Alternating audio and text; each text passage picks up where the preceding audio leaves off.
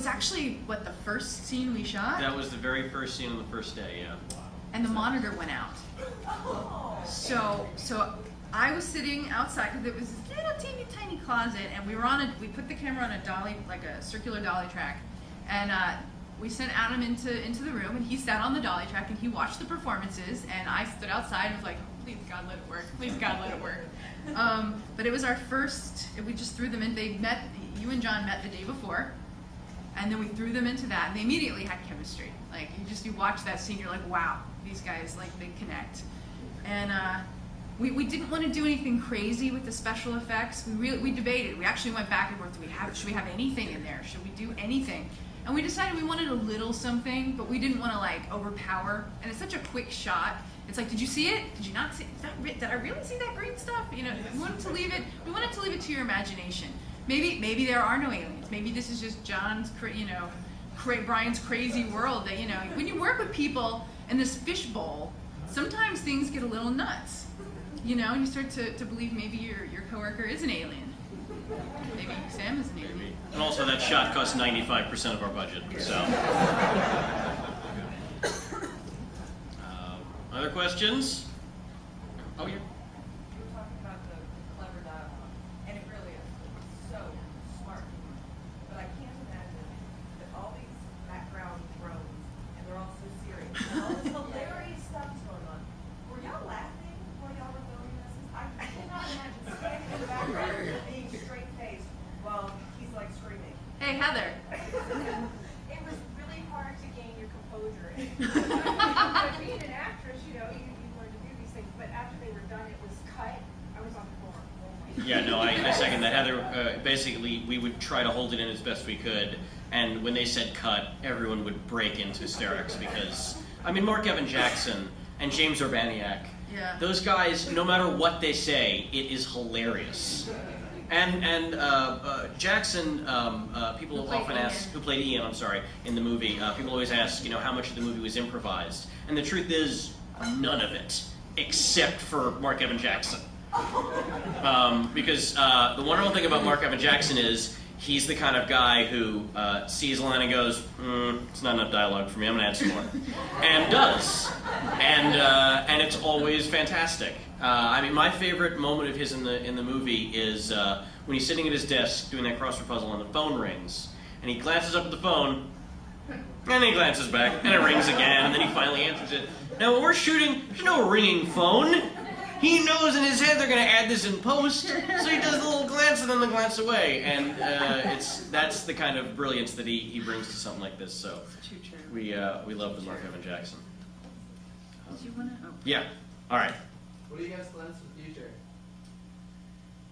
Disney World. Yeah, we're going to go to Disney World. It's going to be great.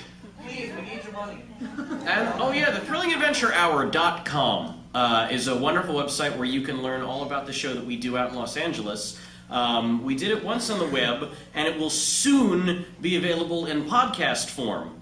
If you are at all interested in hearing it, it's a fantastic experience, and I recommend you all look into it. So speaking of audio, did you guys enjoy the music in the film? So did we.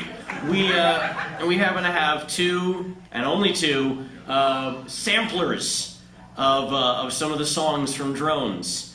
The soundtrack will only be available in June. There you go. The soundtrack will be available in June. But until then, we'd like to give these away by asking a trivia question. Please do not rush the stage. I don't know, it's the fairest way to do this. All right, if you're going to... Maybe we should let Liz pick the first hand to go up. First hand to go up. All right, first question for one of these samplers is, what is the name of Amy's planet? El Soico. Oh, we're going to need another one. That is incorrect. That is correct. Elg is the planet, Soika are the people. I'm sorry. We confused you, we did it. You can't make them too easy. You only got two here. And, I don't know, do you have another good question? Okay, another good question.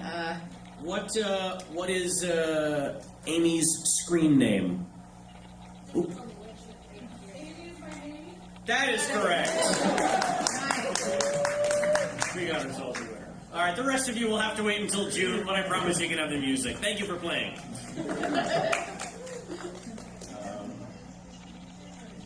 We're in the process of we have a couple of offers.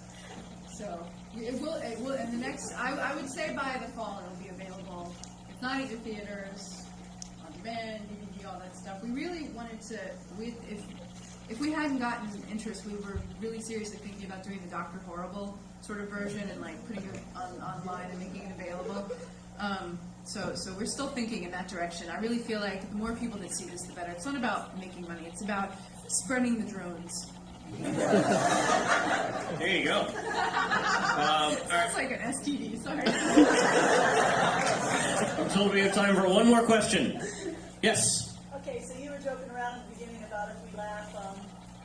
You guys are very smart, yes. And I heard lots of laughter, so well done. So, in your adventures of going to film festivals and promoting your film, or in the past, including this one, do you feel it's affected how you think of your audience when you're making your film, or that it will affect it in the future?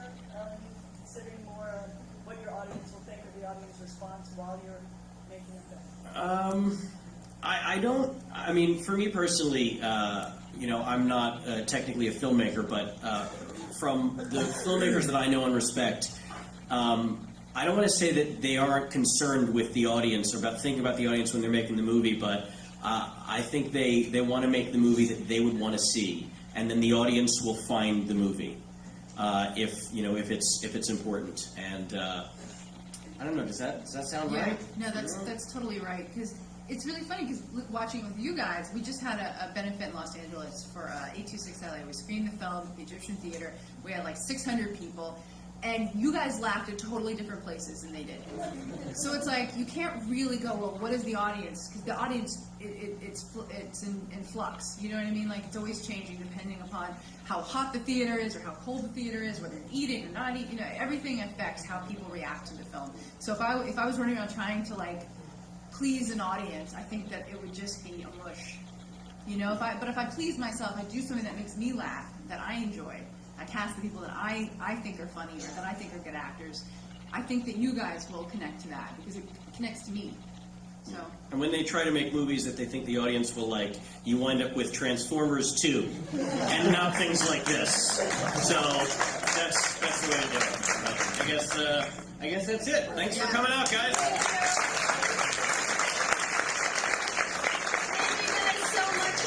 Thank you both. That was wonderful. And we will see you all at many more movies this weekend. Thanks.